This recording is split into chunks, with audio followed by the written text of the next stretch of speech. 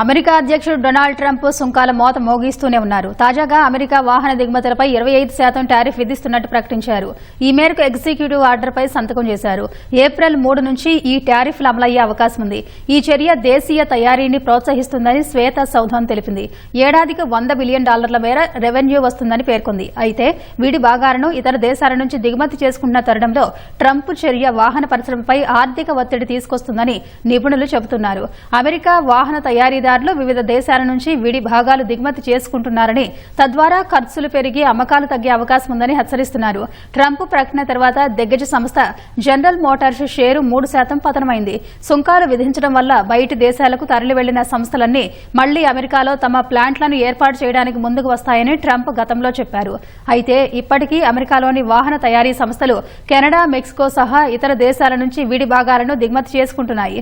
Computer చిప్పులు, pharmaceutical drugs, రాగి, కలపపైన సుంకాలు విధించేందుకు Trump సన్నాహాలు చేస్తున్నారు.